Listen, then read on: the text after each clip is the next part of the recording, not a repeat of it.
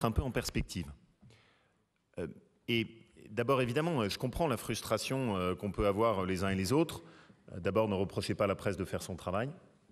Désolé, mais oui, effectivement, on a une presse qui essaye d'informer les gens et c'est son travail, son rôle. Et la moindre des choses en démocratie, c'est de le respecter. Nous, on a une obligation.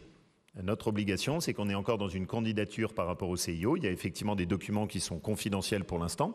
Et il faut accepter qu'on ait cette candidature et ce système qui aboutisse jusqu'à l'aboutissement de notre candidature. Je voudrais d'abord, sur notre candidature, bien insister sur un point qui est pour moi très important. Il y avait beaucoup de compétiteurs. Et il y avait beaucoup de pays qui voulaient les Jeux Olympiques. Nous avions face à nous Salt Lake City, qui les voulait pour cette édition. Nous avions face à nous la Suède et nous avions face à nous la Suisse. Non mais pardon, enfin ce que j'évoque, c'est juste des réalités que tout le monde sait. La Suisse a déposé un dossier et d'ailleurs quand je vois les commentaires amers de la presse suisse, personne n'a de doute dessus.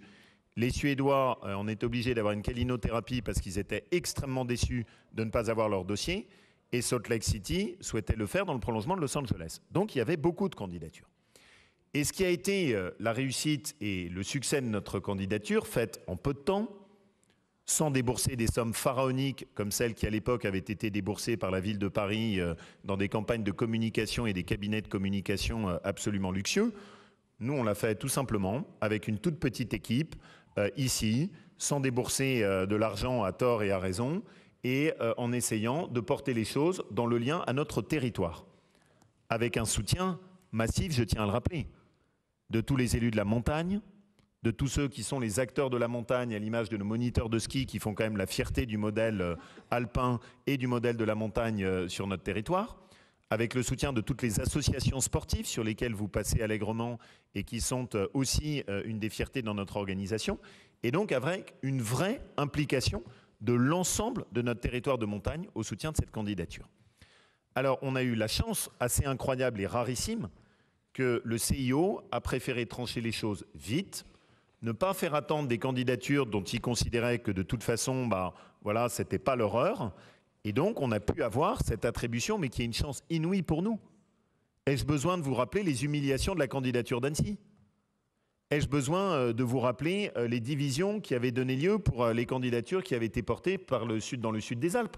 Et donc, on ne va pas s'excuser ici d'avoir porté une très belle candidature et qui nous a permis d'avoir une validation de la candidature française et qui plus est dans un esprit d'équipe qui nous a reliés et que M. Debat et M. Fournier portent ensemble, bien sûr.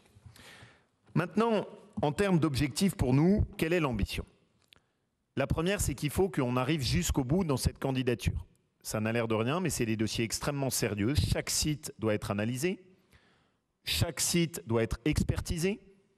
Ce qu'il faut comprendre, c'est que chaque site olympique suppose un niveau de sécurité, d'accompagnement, de visibilité, de voir comment les spectateurs vont être organisés, de qualité hors pair de compétition sportive. C'est un niveau d'exigence qui est extrêmement fort et c'est tout ce travail très technique, patient, rigoureux que nous menons avec les élus, en lien avec Vincent Jay, champion olympique qui est dans notre équipe, avec la supervision que fait Gilles avec tous nos élus qui sont autour. Et donc c'est un travail ingrat, patient, mais qui suppose de bien lister et d'évaluer tous nos sites. Dans ce cadre-là, je ne sais pas ce que vous appelez des nouvelles importantes ou non, mais cette nouvelle-là, en tout cas pour ceux qui sont les acteurs de la montagne, qui connaissent son histoire et qui l'aiment, elle est importante. C'est la possibilité de réouvrir le choix, notamment pour Val d'Isère, par rapport à ce qui est nous, notre esprit. Le ski est né notamment à Val d'Isère. C'est l'histoire du ski à une époque où c'était une coopération au-delà des massifs alpins partagés entre chaque pays, entre l'Autriche et la France. Et donc l'expertise qui a été validée par le CIO et que mène en ce moment la FIS, qui est pour nous très important, et je veux remercier Gilles de l'avoir construit, c'est qu'on évalue, est-ce qu'on est capable d'avoir toutes les compétitions, à la fois descente et saut, qui ont lieu sur le site de Courchevel-Méribel, ou est-ce qu'il faut qu'on desserre un peu ? C'est cette expertise que nous sommes en train de mener et qui est la dernière pierre qu'on doit poser à l'édifice pour bien valider ou non l'ensemble de la répartition de notre carte de site pour ce qui nous concerne, nous. La deuxième dimension qui est importante pour moi, c'est que nous puissions impliquer d'autres territoires. Je souhaite, parce que la montagne est large, nous sommes la région de la montagne, je souhaite que la montagne de l'Isère puisse être engagée à nos côtés. Et j'ai été amené à échanger dessus avec Jean-Pierre Barbier, qui souhaite que même si l'Isère n'a pas de sites olympiques qui seront dans cette candidature, on puisse travailler avec eux sur l'implication populaire des associations, sur le fait d'entraîner nos stations, sur le fait de voir avec les clubs de l'Isère ce qu'on peut faire, parce que, et Jean-Yves est très engagé sur cette dimension, l'Isère fait aussi partie de notre patrimoine olympique et je ne peux pas concevoir une candidature olympique dans laquelle l'Isère n'est pas pleinement partie à nos côtés. Le fait de s'être entendu avec les Alpes du Sud a dû amener à des choix, mais pour moi c'est très important qu'on puisse impliquer l'Isère avec nous. Et plus largement, on a des clubs qui sont dans l'Ain, on a des clubs qui sont dans la Loire, on a nos clubs auvergnats, et donc l'objectif c'est qu'on puisse voir comment est-ce qu'on va pouvoir impliquer l'ensemble. Après, il y a 3 directions dans lesquelles on doit travailler. La première, il faut que cette candidature Alpes françaises 2030 soit un changement dans l'approche de la montagne et nous permette de montrer que la montagne française sera la première montagne à montrer le chemin d'une montagne durable, dynamique, active, avec de l'emploi, sportive, mais aussi capable d'être respectueuse de l'environnement. Et donc l'ambition, c'est vraiment que les Alpes françaises 2030 soient un moteur pour nous pour pouvoir basculer dans cette approche. Ça veut dire par exemple expérimenter de nouvelles solutions de mobilité. Ça veut dire par exemple voir comment est-ce qu'on peut produire de l'énergie en montagne, en turbinant l'eau qui descend de nos stations. Ça veut dire par exemple expérimenter du nouveau matériel qui ne sera pas aux énergies fossiles mais qui puisse fonctionner avec de l'hydrogène vert. Ça veut dire travailler sur la grande bascule de l'isolation thermique de nos stations. Ça veut dire travailler sur une autre approche en termes d'équipement de la montagne. Ça veut dire réfléchir aussi au transport valléen.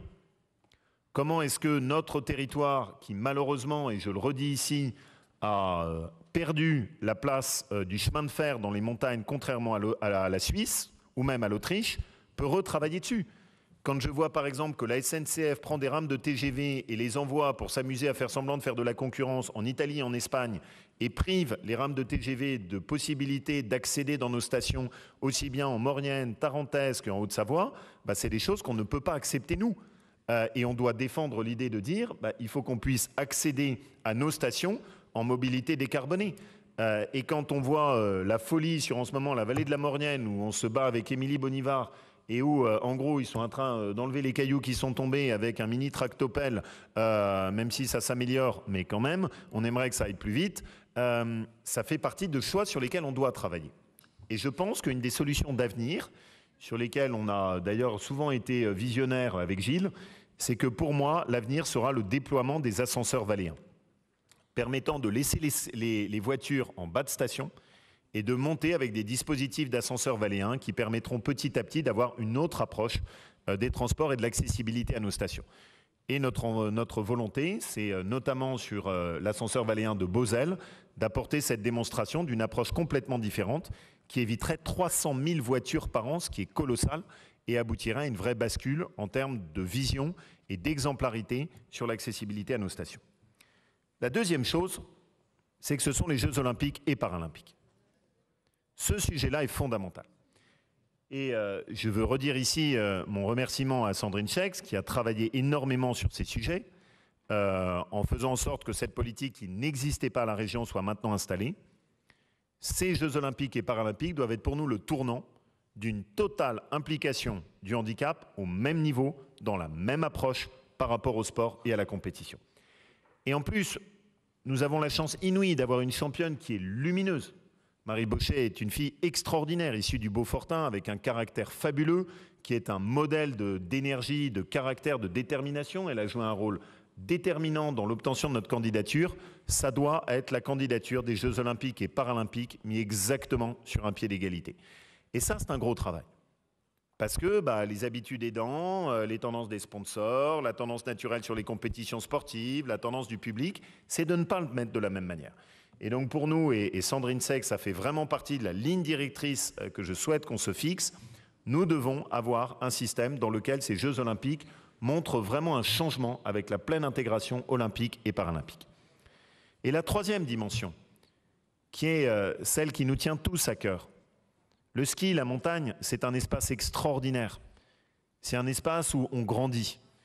C'est un espace où on apprend à être humble. C'est un espace où on apprend que rien ne s'apprend sans effort. C'est un espace aussi de joie. C'est un espace de ressourcement et de récréation pour parfois des familles qui sont maintenant dans des environnements où il y a beaucoup de pollution et un cadre urbanistique qui pèse. Mais la montagne doit rester populaire. Nous ne devons pas avoir une montagne élitiste. Nous devons faire en sorte qu'il puisse y avoir des enfants de milieux sociaux très différents qui puissent accéder à la montagne. Et je veux remercier notamment un certain nombre d'associations sociales du Puy-de-Dôme avec lesquelles nous avons travaillé pour pouvoir offrir la possibilité d'avoir l'accès à des classes neige à des milieux sociaux d'origine différente. Je veux que nous puissions continuer à avoir des structures sociales de tourisme à l'image des remarquables maisons de famille qui ont marqué l'histoire du Chablais. Et on ne doit pas accepter que tous ces lieux qui marquaient l'histoire de la montagne française soient petit à petit rachetés dans des pures opérations de promotion touristique. Et là aussi, Gilles, dans le plan montagne, souvent nous avons été à l'avant-garde. Et donc pour moi, ce qui sera fondamental dans ces Jeux olympiques et paralympiques, c'est que ça doit donner lieu à une grande mobilisation populaire permettant à tous les enfants de notre région et de notre pays de pouvoir bénéficier de la chance de découvrir la montagne et son émerveillement qui est unique au monde. Et ça, c'est ce qu'on doit porter. Et ces 3 défis doivent marquer ce qui est l'esprit de cette candidature des Alpes françaises 2030. C'est un défi merveilleux. Quelle tristesse quand on a la chance de pouvoir participer à ça, d'avoir des esprits grincheux qui, avant même que ça ait commencé, s'échinent à trouver toutes les raisons de critiquer. Vous ne voudriez pas pour une fois être positif? Vous n'avez pas envie pour une fois de donner sa chance? Vous n'avez pas envie pour une fois d'être dans quelque chose qui soit construit et qui permette tous de grandir ensemble? Vous êtes donc condamné uniquement à la petite critique et à essayer systématiquement de chercher ce qui validera vos positions pour essayer d'être dans le dénigrement?